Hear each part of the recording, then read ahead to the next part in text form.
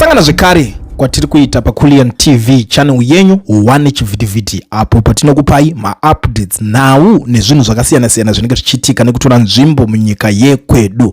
Meanwhile, in a dramatic legal development, prominent businessman Wigno Chivayo's ex-mother-in-law Tabitha Madzikanda has been arrested following allegations of a sophisticated fraud scheme aimed at siphoning millions from her grandchildren's trust funds. Madikanda, who holds a senior position as a card manager at FBC Bank, was taken into custody by detective early this morning. Investigators allege that she abused her position within the financial institution, convening with other bank officials to illegally access and divert 1.4 million from a trust account specifically set up for Chivayo's children.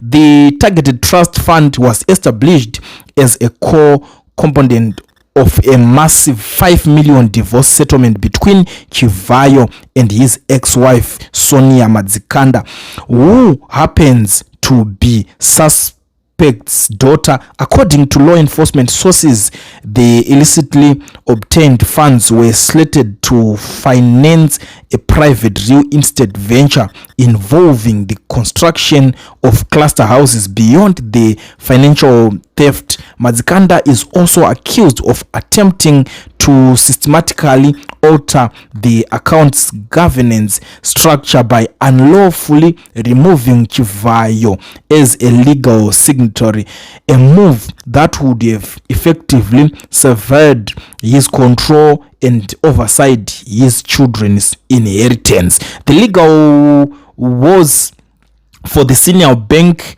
manager extend into the digital realm as she faces additional charges under cyber security laws for allegedly orchestrating a bizarre disinformation campaign against the businessman. Authorities claim that Madzikanda is the mastermind behind the series of viral, highly controversial photographs depicting Chivayo alongside South African President Cyril Ramaphosa. Investigators have already determined that these images are entirely fraudulent, having been created using advanced artificial intelligence tools.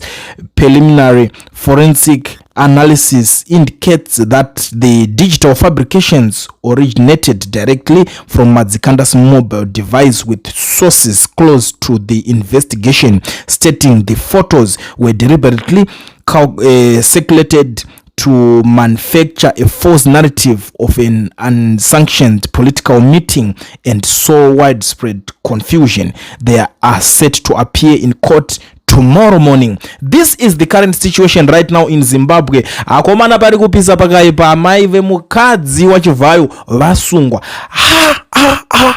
Regera vakomana anchazi ndiano ndaka mbotaura nyaya iyi. Atina nguva tamboitaura futi kusena. I'm sure tichitaura zvoni uyu anosangana ne situation yakasangana na Mary Mbayo akada kuita zvekutamba, because these guys ava vanenge vane tumari mari ava havasi vekunyanya kuzoda kuda kunopengera stereke. Imagine manje wakusungisa amai. Eish, akomanaka zvinorwadza. Ndokutaurira uku ndokunonzi kuchachemwa ende kuri kuchemwa. Handizivi kuti kunonyararwa rini, because muchemo wacho uri papa pakaipa.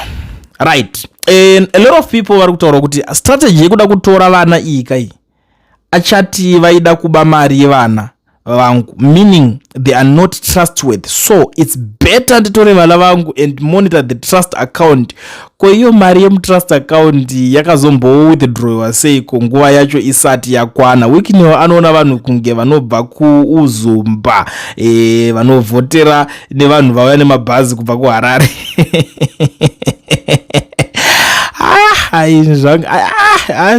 Zvinonetsa. Ndizvo zvandingangotaura. Vana Sonya vachenjere kufa sana Mary ane manyemwe asingaite. No need yekumboswera uchinetsa iwe mari unadzo dzawakapiwa, just enjoy. Ndo mamwe mashoko ari kutaura nevanhu, that's the advice.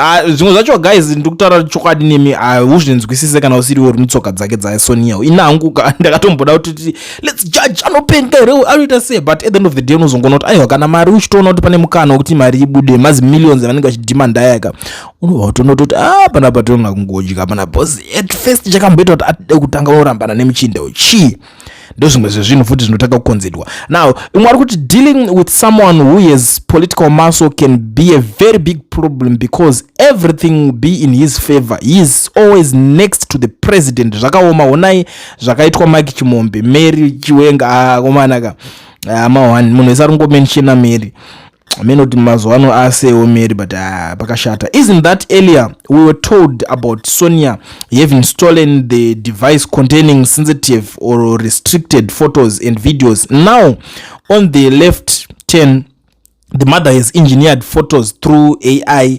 I should go back to school. I'm missing a lot of ties for the stories within the story to make sense. Azichandoza kuti mai wacho unoona kuti nzoti vatosanganiswa nerimwe jero unotobatwa vosvika utobatwa neiyoyo. Zvinhu zvacho zvinogona kungoitika. Munhu uyu hondo yake iri kuda full custody yevana agare navo zvachose, kuzoti ari kuda kumanikidza Sonya a withdraw divorce settlement yeku-South Africa. Ndo zvaari kutsvaga because aifunga kuti kutamba naRamaphosa zvichadzoka zvichibva zvabatwa ne-anti-corruption kuti ari kutsvaga ma-favors zvikasaita. Ramaphosa pama-1 vanhu ava havasi kupaona ipapapa. Okay, yeah, zvinokwanisa kudaro futi, but I like the way inofungwa zvavo nevanhu vazhinji vanenge vakuona. Mixed feelings here. It could be a setback for both parties. Each one has ammunition against each other. The male having an edge due to finances. Let's watch and see how it plays. Yes. Pachapisa. Zvinoitika. Ndozviziva kuti zvinogona kungoningirana, but anzi gorere kungangurwaira komana. Sonya ko ndoko zvakupererera komana wakutobatisa dzinza rese. Zvakaoma wedwe. Maridzi dzikwedze ngono todembota aita hangu ka ndribo adina hangu handisi padhuze nemari idzo dzinzi. Because dzinonakidza dzichangobuda kachunza pakadai pazodaiso mari waione iri mari yatazodaiso iyi. Right. Muchitora mari muchidya nedzinza rese kana mari dzacho dzakupfuka. Zvinonetsa. Vamwe vari kuti Sonya dzungu ucharega kudya mari wakanyara.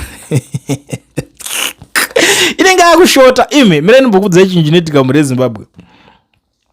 Unoziva kuti iwo pa level rautori izvezvi mari dzese dzikupiwa na Sonya dzakawanda kadzi. Ukangonzi izvezvi tiri kungokupa ka settlement kako kana ke 100,000 kana ka divorce kana kachi watobo because iwo pa level rema marriages enyu nema network ema marriages enyu mazhinji 2,000 US 1.8 kana kuti 5,000 kana 10k ndo pamunotonzi mune masina makatoshandawo because ninge mukone zvinhu zvekungo zvakangosheka zvekungodaro. Saka ukatoona kuti usvika utonzi 10k settlement divorce settlement unopembera zingati bozo wakutowaika kuti ndakutotsvaga deni yangu apa ndakutoda so manje. The good thing panana Sonya yaya ndiyekuti deni yacho anayo kudhara anenge akatotengerwa imba kare anenge achitogara. Saka iye life yaajara kurarama ndiye ma-millions. Usonyonzwa kuti vanhu pavanenge vachida kuenda kuvacation vandopiwa kana zvokuma 300,000 just for vacation. Saka unoti that lifestyle yeah kuti tirambe takangoimaintaina kanga tirambe takapinda mene paside. Ndisikokozona iye akati aiwa mene haidi kushushwa kana kuti kwasei kana kuda kuitirwa zvekupenga kana kuda kuti nzwi mene haisungiswe asi mene inosoftwa.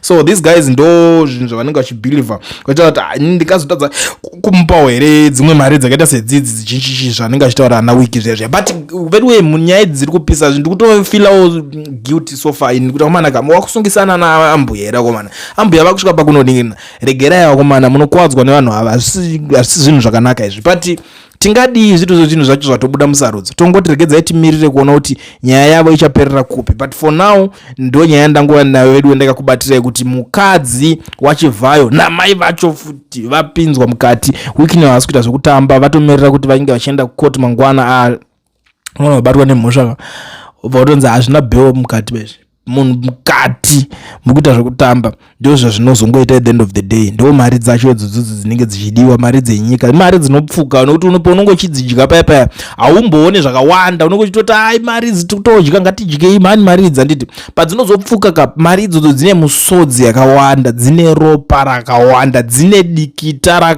hausatambe pese pane ma-millions pane rufu rakatomboitika pese pane ma-millions pane kuchema pane musodzi kune umwe akatoshanda mahara kune kuvharwa kwakaitwa vanhu kune kudetemberwa kushereketerwa kunenge kwakaitwa tingazoswera vana pa tichitaura ngatimbosangana mucomment section muchindudza kuti muri kuonawo senye hapo zvakaipa